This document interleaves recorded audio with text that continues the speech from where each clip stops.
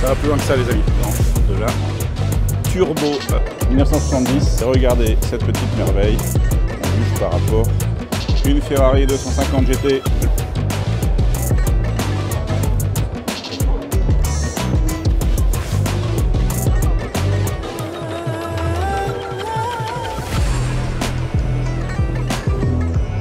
Salut les copains, et ben cette année, encore une fois, c'est la tradition en février, je vous emmène où? Je vous emmène à Rétromobile. Alors ouais, je sais, c'est pas une classique qui est derrière moi, mais c'est quand même la Dakar, on aime bien, hein.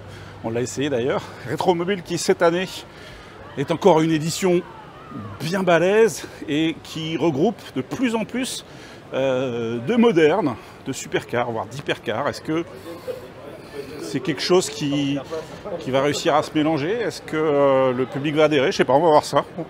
Je ne vais pas vous faire visiter tout le salon, c'est pas possible, c'est trop gros. Je ne vais pas vous faire une vidéo de 3 heures, ça va être immangeable. Je vais essayer de vous sortir quelques pépites parce que comme d'habitude dans le hall 1, bah en fait, c'est là où il y a les plus belles voitures. Quand je dis les plus belles, une de chevaux c'est une belle voiture, mais c'est là qu'il y a les voitures les plus exclusives, on va dire. Et puis après derrière, on ira faire un tour dans les autres halls. Rétromobile, c'est juste là. Bon allez, c'est parti pour Rétromobile, comme tous les ans, regardez. C'est le plus grand coffre à jouets, je ne vais pas dire du monde, ça serait présomptueux, mais c'est en tout cas le plus grand coffre à jouets de France. On est le vendredi. Bon, pour l'instant, je ne m'arrête pas encore sur les voitures. Bon, de toute façon, ce serait compliqué de s'arrêter sur toutes les voitures, tellement c'est fou, quoi. À chaque coin, à chaque regard, on tombe sur des pépites. Et puis tiens, celle-là, bah, je vais vous en parler tout de suite. Chaque année, je me dis, bon, je vais faire léger, je vais pas en filmer trop, je vais, voilà, filmer que le best-of. Mais le problème, c'est qu'à Rétromobile, le best-of, en fait, il est partout. Regardez, cette Mercedes, elle est absolument dingue. Hop, pardon monsieur. Alors j'ai pas le modèle en tête, malheureusement. Marquez-le nous en commentaire. Et puis regardez juste à côté, petite dédicace à ma petite mamie. Eh bien vous avez ici une ESL 65 Black Series. Alors la Black Series, pour ceux qui ne connaissent pas, c'est la version la plus musclée, la plus rare, la plus limitée de la SL génération. Alors cette fois-ci R231, la mienne c'est une 230. Et alors ici équipée d'un V12. Et puis surtout, la spécificité, je ne sais pas si vous le voyez, c'est qu'elle n'est plus cabriolet en fait. Pour assurer la rigidité de la voiture, eh bien, ils ont soudé le toit. Donc en fait, c'est une SL, mais non décapotable. C'est une folie. Un de mes modèles de Ferrari préférés, la 250 GT Lusso. Lusso pour luxe, parce que regardez, en fait, c'est une 250 GT avec son V12 Colombo, mais elle a derrière un coffre. Et regardez la qualité de finition à l'intérieur. On va y aller.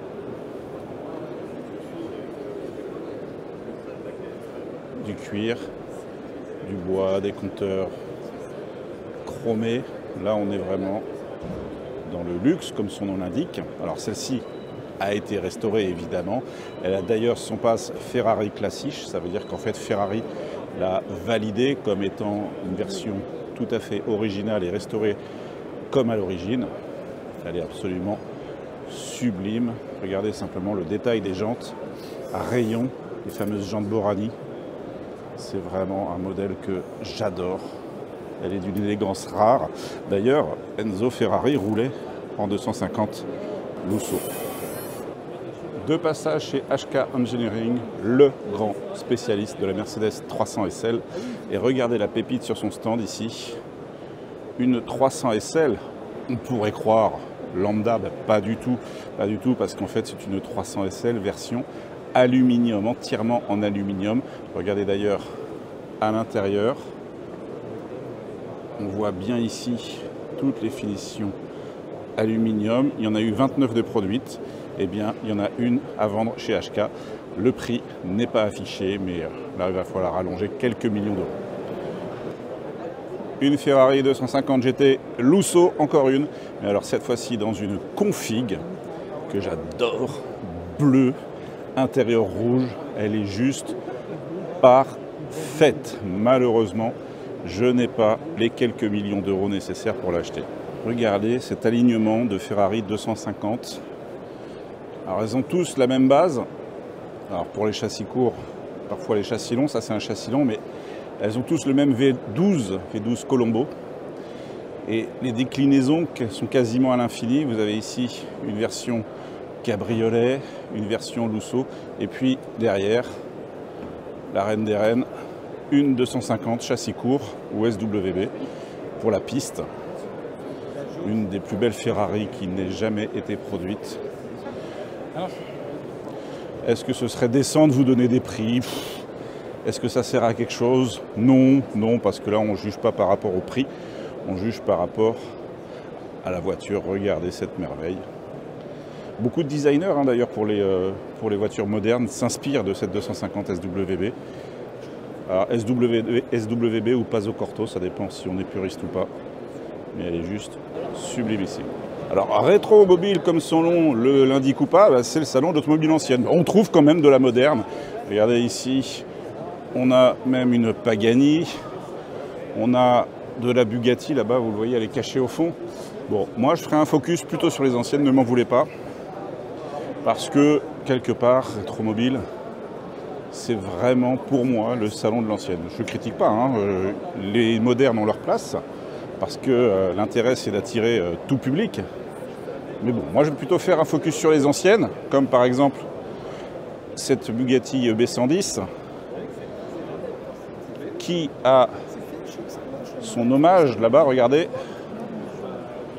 Hop là, sur base de Chiron, et bien une série toute limitée de Bugatti. Alors c'est 110 aussi, mais ils sont italiens, j'ai plus le nom en tête. Mais bon, encore une fois, voilà, je ne vais pas m'apesantir sur les modernes, on va rester sur les anciennes, on est à Rétromobile. Et regardez cette petite merveille, 205 Turbo 16, 1984. C'est absolument fou, ça fera plaisir aux pilotes de rallye. Mais vraiment, ce Rétromobile, pour moi, il est vraiment signé, je dirais, de l'envie de séduire un plus grand nombre, parce que on a des pépites, y compris des pépites modernes. Regardez ici. Hop là, j'ai du mal à faire le focus, mais on est sur une AMG One. Derrière, on a une McLaren Senna. Hop, la AMG One, elle est là. Bon, encore une fois, Rétromobile, eh bien, c'est pour tout public. Regardez ça, il n'y a qu'à Rétromobile qu'on voit ça. Vous avez une Bugatti EB110 ici. Déjà, quand on en voit une, on a de la chance. Et bien, en fait, là, il y en a une deuxième en face. Elles sont évidemment à vendre. Alors, le prix n'est pas indiqué. POR, Price on Request. Ça veut dire que le prix sera donné à la demande, donc pour les acheteurs sérieux. Allez, j'en profite pour vous montrer encore une pépite, BMW M1. Ce qui est marrant, c'est que cette BMW, quand elle est sortie tout début 80, elle n'a pas eu beaucoup de succès. Ça peut peut-être même parler de flop commercial. Alors qu'aujourd'hui, elle s'arrache en collection. Ce modèle, par exemple, est affiché à 600 000 €. Ça commence à peser sur le budget. Bon, quand on parle de pépites, Maserati MC12, la version course. Ce Rétromobile est vraiment fou. Tous les ans je dis ça, mais tous les ans je suis surpris par la qualité des plateaux exposés. Bienvenue à bord de cette 300 SL 1955. Je vous rappelle, un modèle inspiré par la course, qui a été développé pour la route grâce à l'importateur américain Max Hoffman. Celle-ci est dans son jus, regardez. Les cuirs sont d'époque, les moquettes sont d'époque. Alors, la question c'est, faut-il la restaurer? Bah, moi j'ai envie de dire non, non, parce que là, elle a tout son vécu, toute sa vie. Alors, la présence, regardez, d'un petit chronomètre trahit la participation, je pense, à des rallyes de régularité. Mais elle reste quand même l'icône des icônes. Qu'est-ce que je l'aime celle-là.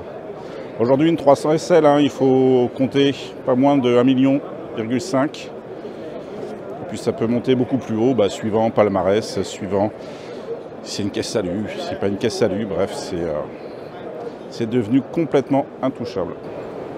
Je vous ai déjà parlé de cette voiture, c'est une Bizzarini. Bizzarini, c'est une voiture italienne des années 60. Et en fait, elle a été conçue par Bizzarini, un ingénieur qui avait travaillé sur le projet 250 GTO. D'ailleurs, regardez, on retrouve des petits éléments. On se demande où il a été piqué ces bulles de phare. Bref, cet ingénieur a conçu sa propre marque, Bizzarini, principalement pour la course. Mais ce qui est intéressant, c'est que celle-ci, c'est un modèle qui est ce qu'on appelle road légal, qui est homologué route. Maintenant, imaginez voir ça sur la route avec son V8 et surtout le son qu'elle doit produire, oh là là, j'en perds mes mots, avec les échappements latéraux, c'est du grand n'importe quoi. Moi, j'ai déjà entendu des Bizzarini, notamment au Mans Classique. C'est un son fabuleux, mais aujourd'hui, je pense que ça passerait plus du tout sur la route. Bon, vous aimez la F40, évidemment, nous aussi, mais à Rétromobile, en fait, des F40, il y en a partout. Donc, quelque part, on ne s'attarde pas trop dessus parce que il y en a d'autres qui méritent encore plus le détour. Dire ça d'une F40, j'ai honte. Mais oui, une F40 à Rétromobile, c'est quelque part un peu banal. Alors, tous les ans, c'est un peu la guerre entre ces deux-là. Girardeau et Fisken. C'est à qui aura le plus beau plateau. Là, pour l'instant, on est chez Girardeau et, eh bien... Alors, il faut la connaître celle-là. C'est une Ferrari, certes, marquée dessus, mais le modèle. Alors, le modèle, à votre avis, c'est quoi? Alors, il y en a qui vont me dire, ah, c'est de la 250 LM. Eh ben non. C'est de la Ferrari 250 GTO. Et ouais, c'est une GTO, les amis. Et on a bien ici les ouïes latérales caractéristiques. On a bien ici les ouïes aussi. Mais ce n'est pas une GTO de 62, c'est une GTO de 63. Ils avaient un petit peu modifié le dessin de la carrosserie. Mais c'est bien une GTO. Alors, je vais essayer de vous faire voir l'intérieur. Ce petit siège bleu. Regardez la grille de passage de vitesse. C'est absolument fabuleux. Encore une fois, là, je ne vais pas vous parler d'argent parce qu'on est sur des chiffres affolants. Plusieurs dizaines de millions d'euros. Eh ouais, eh ouais, eh ouais. Bon, allez, on continue chez Girardeau. Alors, il y en a une qui me plaît bien ici. Alors, là, c'est un plateau Ferrari, hein, évidemment. C'est fou parce qu'on passe à côté de merveilles, on les regarde à peine. Mais moi, ce que j'aime, c'est cette 512M 1970. Regardez un petit peu, elle était en face des Porsche 917 au Mans. Et cette 512M, moi, je l'ai vue l'année dernière participer au Tour Auto. Elle était sur la route, elle faisait les étapes de liaison par la route avec un son absolument fou. Regardez ici, on voit bien le moteur, la largeur des pneus. Et évidemment, on a un V12. Vraie voiture de course, hein. Regardez, ici on est sur une carrosserie qui est en fibre. Et moi, quand je la voyais sur le Tour Auto, alors pas celle-ci exactement, hein, mais le même modèle, je pensais aux pilotes. Qu'est-ce qu'ils ont dû endurer là-dedans? La chaleur, le son. Alors, le bruit surtout. Alors, ils avaient des casques sur les oreilles, hein. Mais bon, ça devait vraiment pas être de tout repos, hein. Une des 9 Porsche 911 GT1 construite, et surtout, celle-ci a la particularité d'avoir été convertie en Angleterre pour devenir, et oui, écoutez bien, road légal. Ça veut dire qu'en Angleterre, eh bien, vous pouvez prendre votre Porsche 911 GT1 et puis aller faire vos courses tranquille. Alors, si vous aimez les 24 heures du Mans, vous connaissez forcément l'écurie Écosse qui a couru au Mans entre les années 50 et 60, avec notamment des types C, mais également, on le voit là-haut, une type D. Et ce qui est extraordinaire ici chez Fisken, c'est qu'on a non seulement les voitures, mais on a aussi donc le camion de l'écurie qui permettait de transporter les voitures, mais également le matériel, les pilotes et de dormir dedans.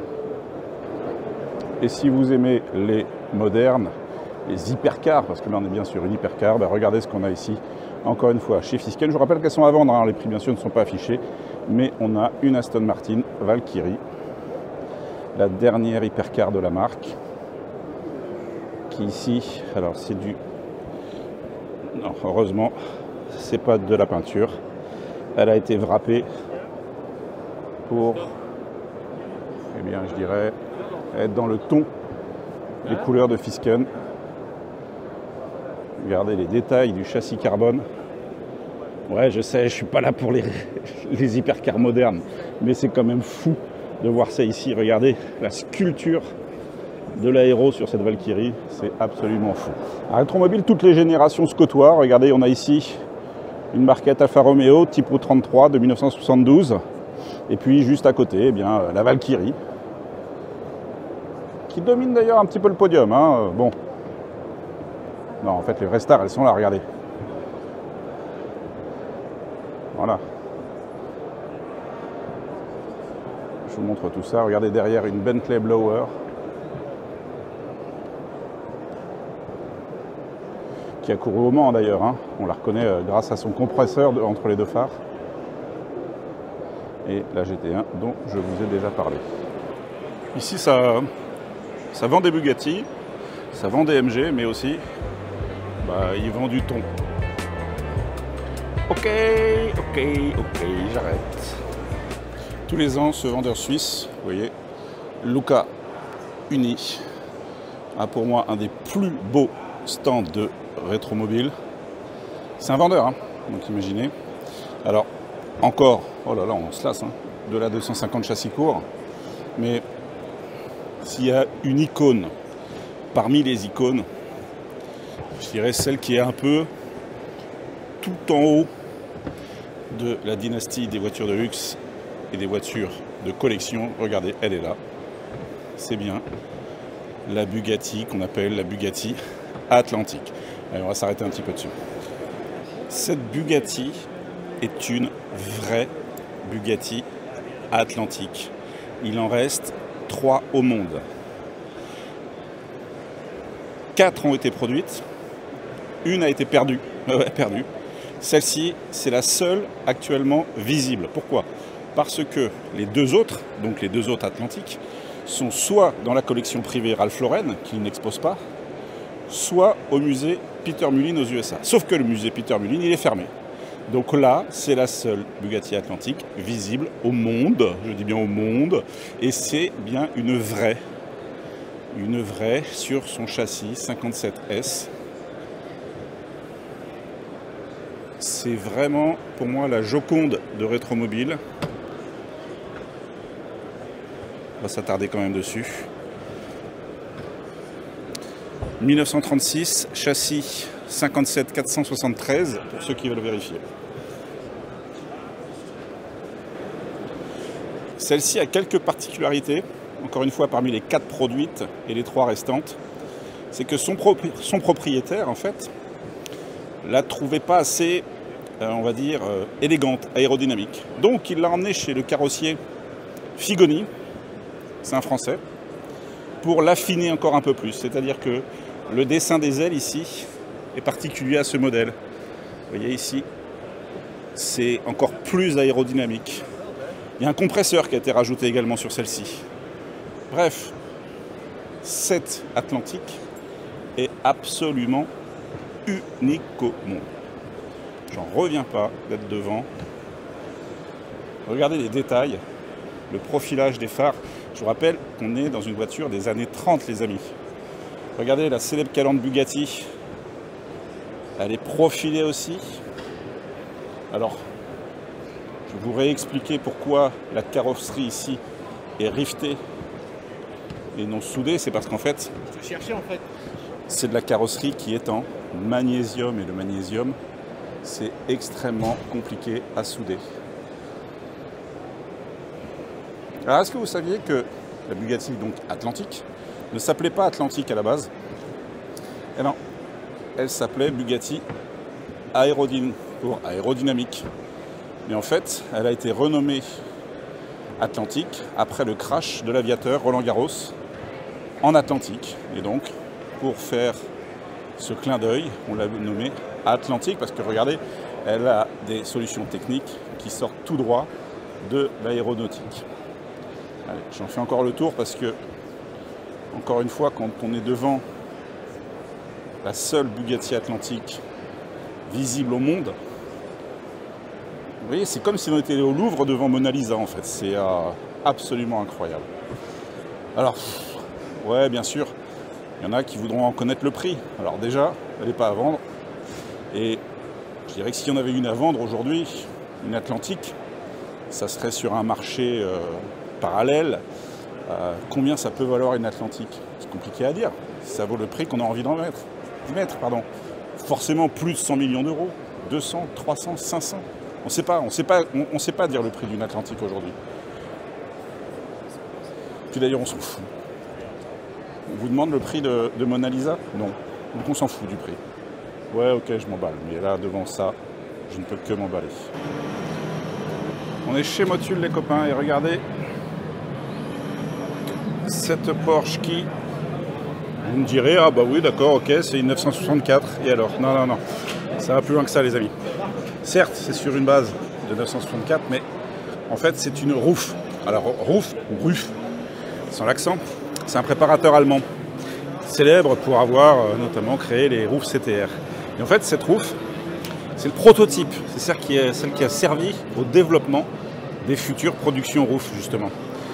Et d'ailleurs, on voit ici cette rentrée d'air qui n'est pas là pour la déco, hein, qui est réelle et qui est complètement artisanale. Regardez comment c'est fait. Et donc ça a été la voiture de mise au point. Avec ce rétro profilé, les jantes typiques de chez RUF. Et donc là, elle s'appelait la RUF CTT. Elle a été conduite, pilotée, par Paul Frère sur autoroute allemande pour la mettre au point. Paul Frère, c'est un très célèbre pilote, notamment des 24 heures du Mans. Il y a des voitures sur lesquelles je vais m'arrêter un peu plus que les autres. Et celle-ci en fait partie. Alors, c'est une Lola T70 de 1969. Une Lola, c'était une voiture de course. Bon, il y en a eu quelques-unes de produites, ça se voit encore sur les circuits. Et pourquoi celle-là est particulière? Parce que celle-là a fait partie d'une écurie. Et ça se reconnaît à sa couleur, l'écurie David Piper. David Piper était un pilote des années 60. Et toutes les voitures de son écurie étaient comme ça vertes. D'ailleurs, si aujourd'hui vous voyez des Ferrari modernes qui ont cette couleur-là, eh bien c'est en hommage à ce David Piper. Je me souviens par exemple que le chanteur Jamiroquai avait commandé sa Ferrari, la Ferrari, dans cette couleur verte. Et d'ailleurs, c'est le modèle qui est le seul au monde dans cette couleur-là. Bref, revenons à cette Lola. Et bien en plus, elle a cette particularité, outre le fait qu'elle soit de l'écurie Piper, d'avoir tourné dans le film Le Mans de Steve McQueen.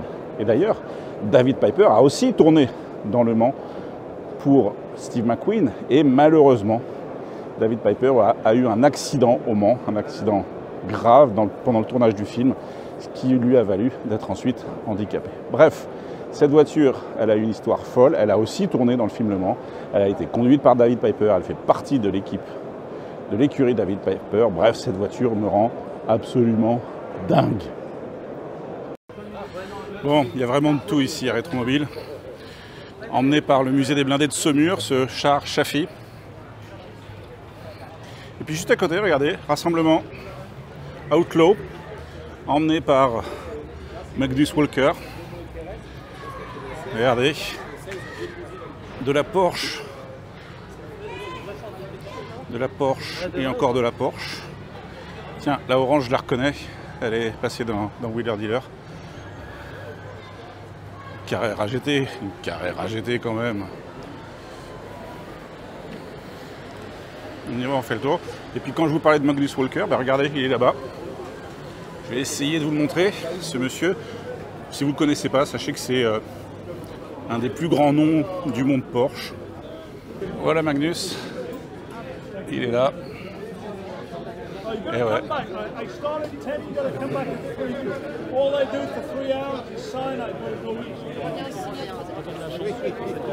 Allons voir ce qui nous a amené. Ouh, que c'est beau, regardez-moi, c'est Porsche 911. En fait, le courant Outlaw, ça consiste à prendre des Porsche d'origine et à les, je dirais, pas les transformer, mais à les habiller. Vous voyez, comme celle-ci. Elle a les boucliers orange, le capot noir, des stickers. Vous voyez, c'est pas de la restauration comme on peut voir dans les magazines. C'est vraiment des Porsche qui sont là pour le plaisir. Regardez cette 356 là. Oh là là là. Regardez-moi ça. Il y a même de la rouille, de la vraie rouille Porsche. Cette 928, c'est pareil, on l'a déjà vu. Elle a fait le tour du monde. Comme quoi, une 928, ça peut être très fiable.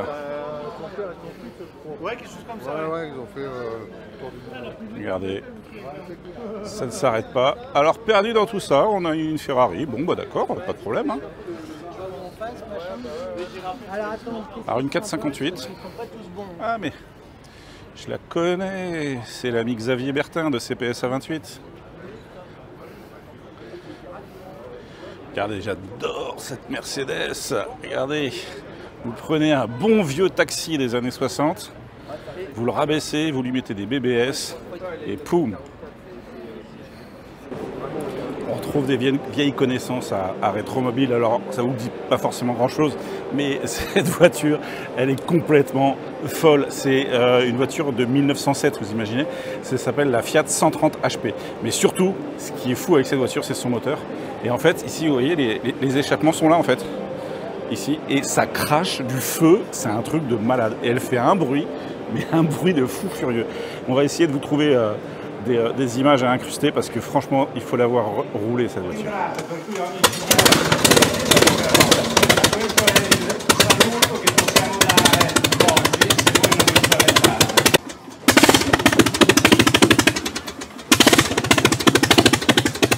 C'est le moment où je vais être un peu moins sympa. Je vous préviens, hein, quittez la vidéo si vous n'avez pas envie que je sois pas sympa. On est ici chez MG, qui fait un focus sur les 100 ans du constructeur MG, c'est marqué là. Alors avec, oui, bien sûr, toutes les MG historiques, et je ne renie pas bien sûr le passé d'MG, c'était, et je dis bien c'était, une marque absolument extraordinaire, une marque anglaise. Sauf que, aujourd'hui, c'est un peu changé. Et aujourd'hui, MG sont des SUV tout électriques, fabriqués en Chine. Là, ils veulent nous faire rêver avec ce Roadster. Bon, bref. Pour moi, MG, c'était ça. Et vouloir s'acheter un passé pour vendre, j'ai envie de dire, des voitures avec des moteurs de frigo, ça me chagrine un peu. Donc oui, bien sûr, j'aime toutes ces MG, mais les MG modernes, j'adhère pas. Et puis surtout, encore une fois, on n'expose pas ici les 100 ans du constructeur MG pour derrière, quelque part, ne pas respecter l'héritage.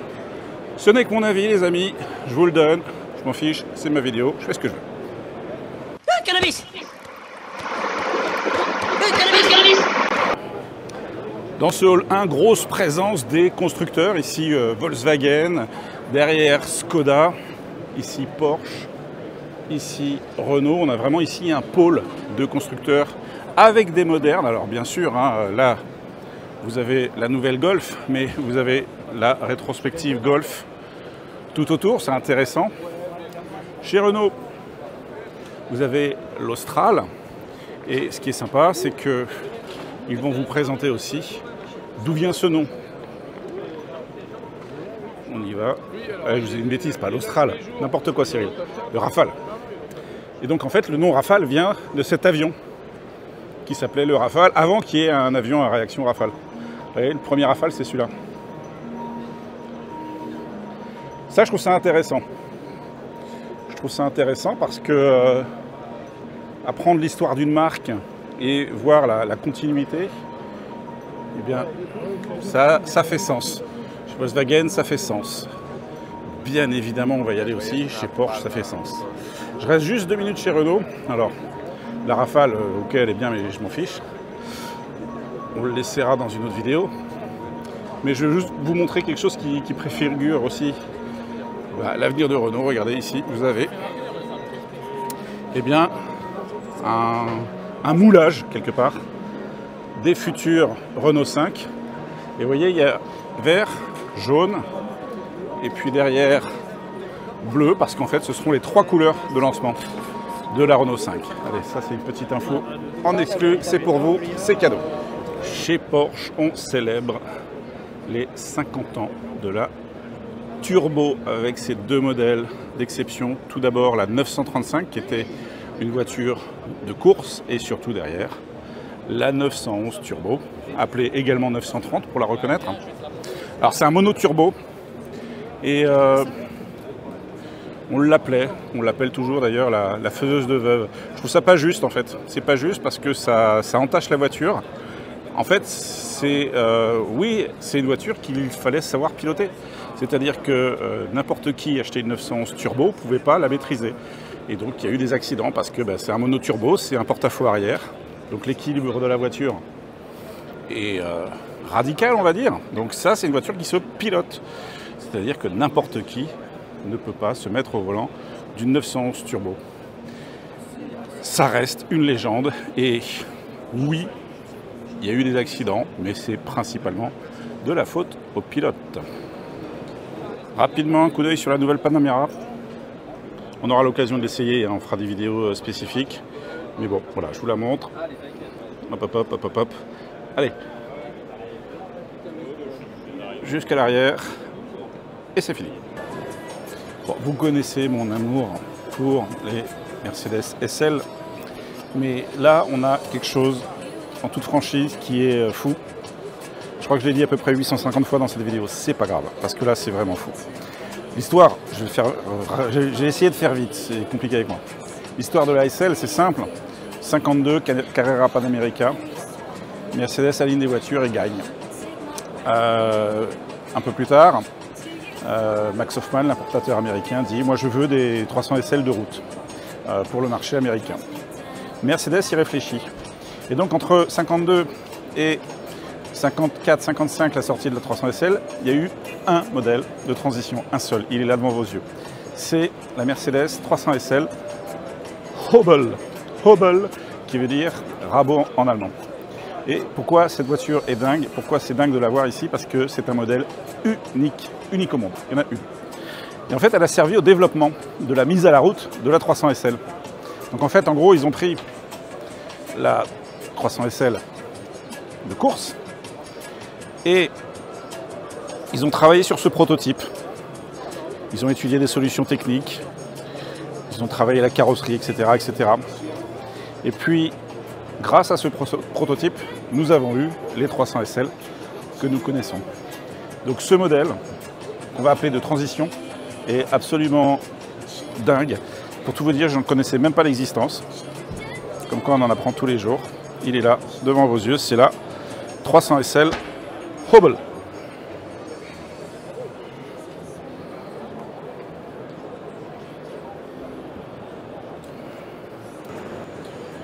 Mercedes a désormais son département classique et propose à la vente des voitures soit à restaurer, soit déjà restaurées. C'est l'exemple de ce 300 SL Roadster, ce qu'on appelle une sortie de grange.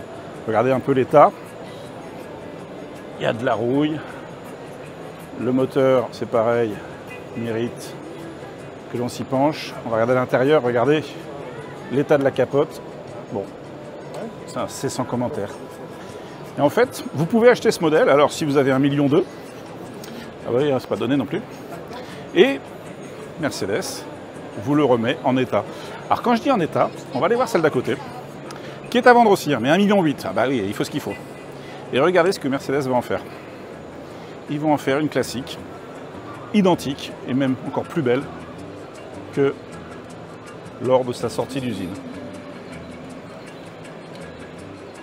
Elle est absolument sublime et on a même un miroir en dessous pour regarder ce qui se passe sous sa robe.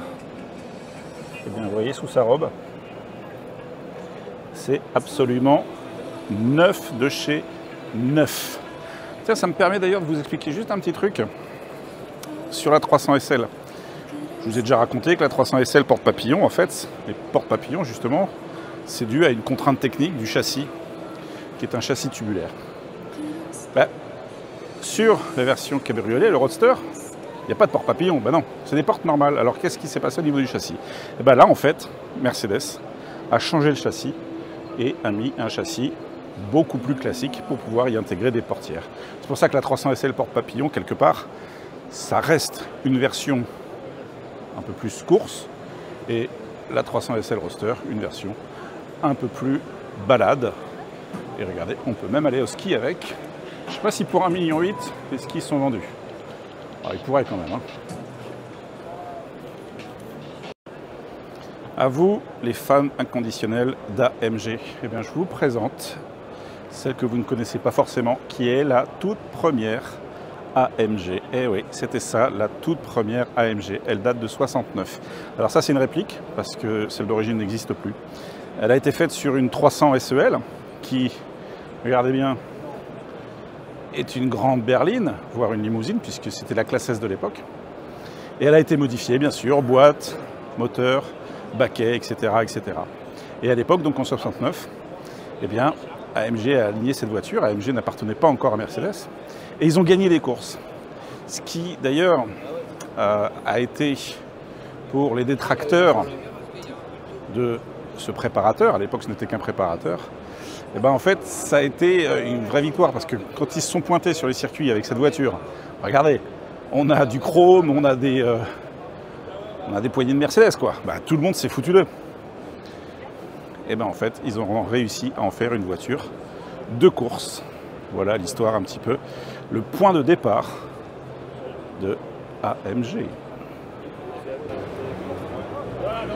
On s'éloigne du hall 1, le hall, encore une fois, où il y a toutes les merveilles les plus rares, les plus chères. Et on va aller se diriger vers le hall 2. Et là, du coup, on arrive eh bien, plus vers tout ce qui est pièces détachées, tout ce qui est miniature. Vous voyez derrière moi?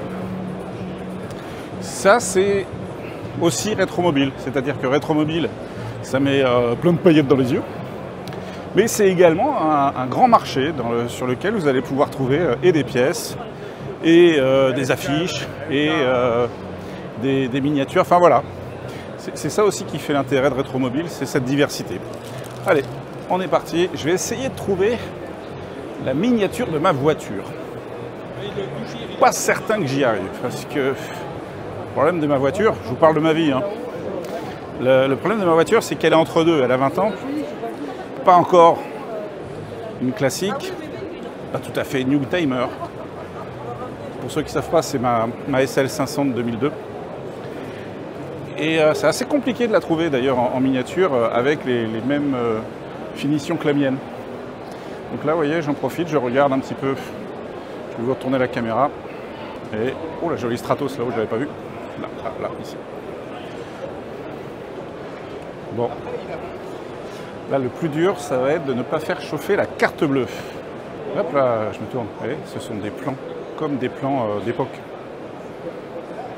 Bon, allez, je finis ma balade dans ce grand marché et je vous retrouve. Ça, c'est un morceau d'histoire du sport mécanique. Si vous connaissez ou aimez le Paris-Dakar, sachez que c'est Thierry Sabine qui l'a créé.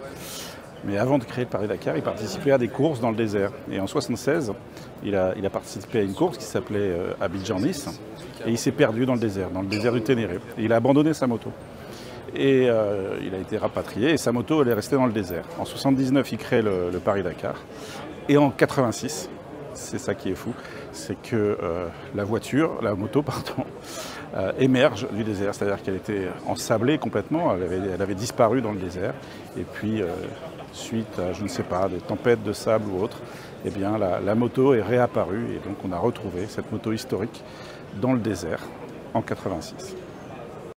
Les débuts du Paris-Dakar, dans les années 80, c'était pas ce qu'on connaît aujourd'hui. Hein. Il n'y avait pas toutes les débauches mécaniques, financières en fait. Il y avait des bricoleurs de génie dans leur garage qui, par exemple, ici, trafiquaient des DS ou des Lada Niva. et se lançait dans l'épopée. C'était vraiment une autre époque. C'était quelque part l'époque glorieuse du Dakar. Elle vous rappelle quelque chose? C'est normal. C'est la Porsche 959 du Dakar. Elle ne s'appelait pas la 959 Dakar à l'époque, ni 911 d'ailleurs, c'était bien une 959. Et celle-ci donc a participé au rallye. Et alors, les couleurs, bien évidemment, ont été reprises sur la nouvelle 911 type 992 Dakar. Mais il y a une petite différence. Regardez ici, on a Rothman. Bah oui, Rothman, c'était un cigarettier à l'époque. Et à l'époque, on avait le droit de faire des pubs pour des cigarettiers. Aujourd'hui, c'est interdit. Donc c'est pour ça que sur la nouvelle 911 Dakar, eh bien, ils n'ont pas mis Rothman. Ils ont mis Rough Road, comme des routes,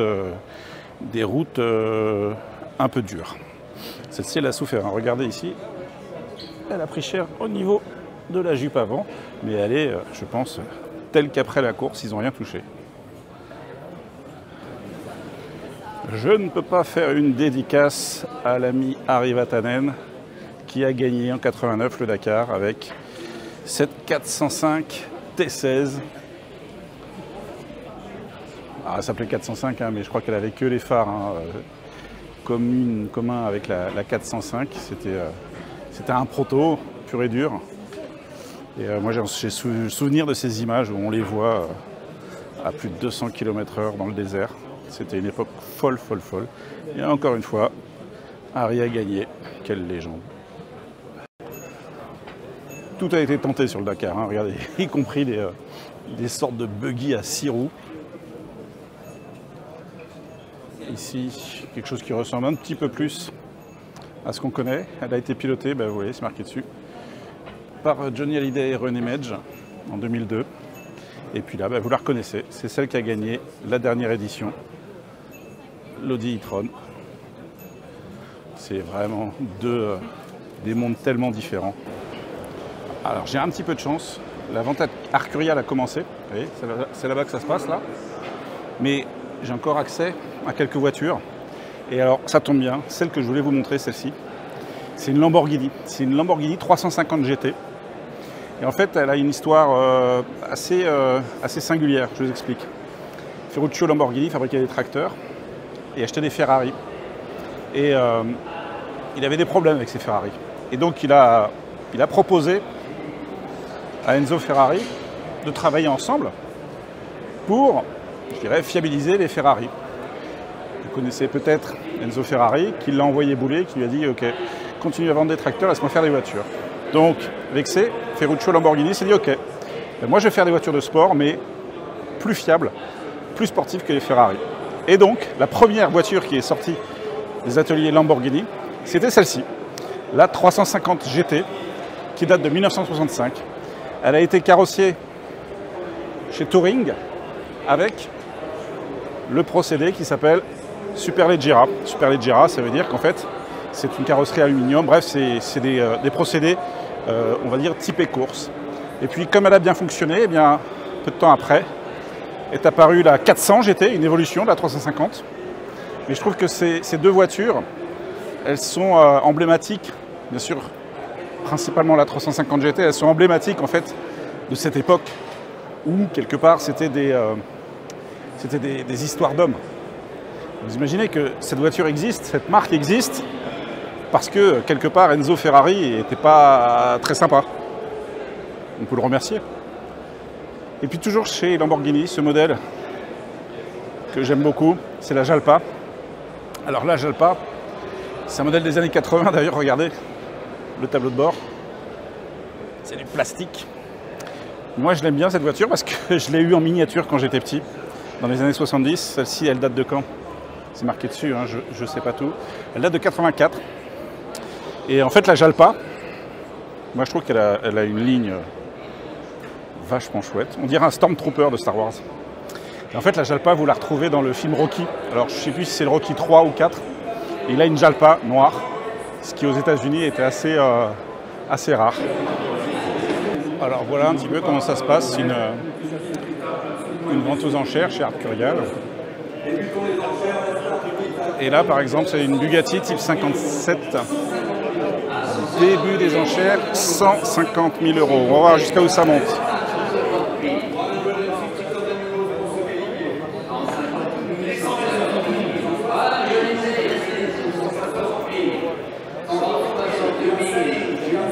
Vous reconnaissez au marteau Mathieu Lamour. Il commence à être une figure de l'automobile lui aussi.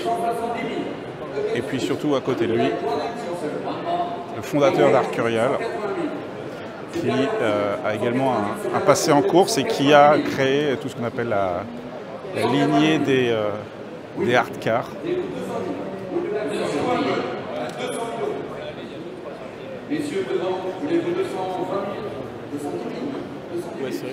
On est à 210 000 €.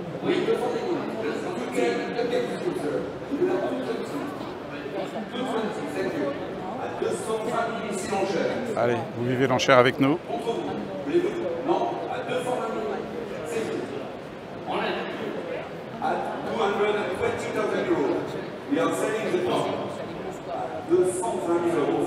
Et sur Internet, le répond au téléphone. C'est même pas 5 000, vous voulez 225 000 s'il vous plaît. On vous le propose. Allez, on est à 220 000, ça va être adjugé. Ah, on n'y va pas. 220 000, monsieur, pour la Adjugé. Alors attention, 220 000, il faut rajouter les frais. Les frais d'adjudication qui montent en général à 15%. Et puis là, il va falloir rajouter la restauration aussi. Allez, on continue le tour. C'est parti.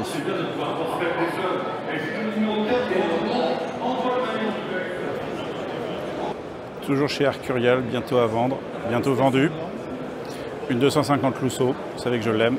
Et puis regardez ici, une autre Ferrari. C'est une 250, toujours une 250, mais cette fois-ci c'est une California, un châssis long. Admirez la ligne.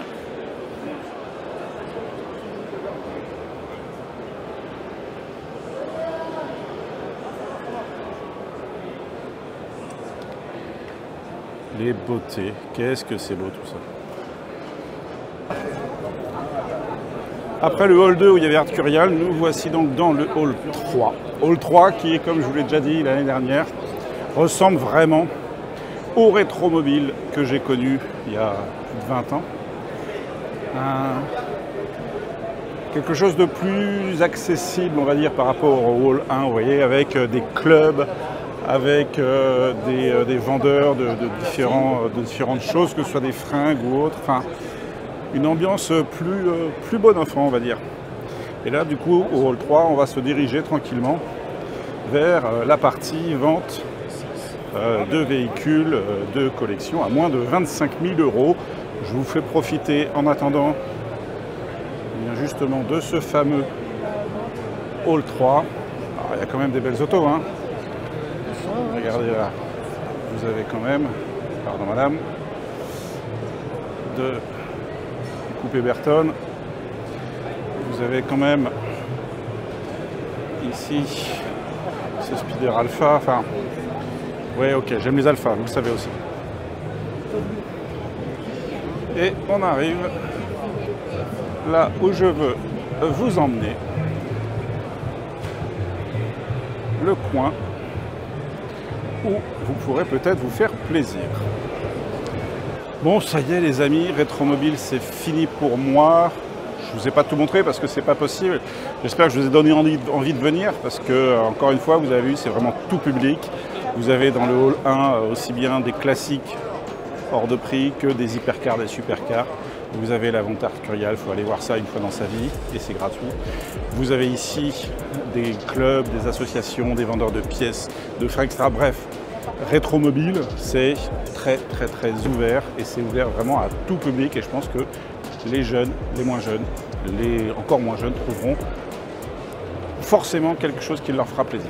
N'hésitez pas, moi je trouve que cette année, alors je pense que ce sera fermé quand on va faire paraître cette vidéo. Quoi qu'il en soit, Rétromobile, comme tous les ans, je vous le dis, venez, prenez le temps de venir, prenez au moins une journée, des bonnes chaussures, ou venez en 2 jours, mais faut y aller pour vivre quoi? Pour vivre votre passion les amis. Allez, ciao, vous n'oubliez pas le petit pouce parce que ça fait plaisir. Et puis bien évidemment, si j'ai dit des bêtises, ça m'arrive, en commentaire, mais soyez sympa. Et puis si vous avez des questions, c'est pareil, en commentaire. Et puis on essaiera de vous répondre. Ciao, ciao, ciao.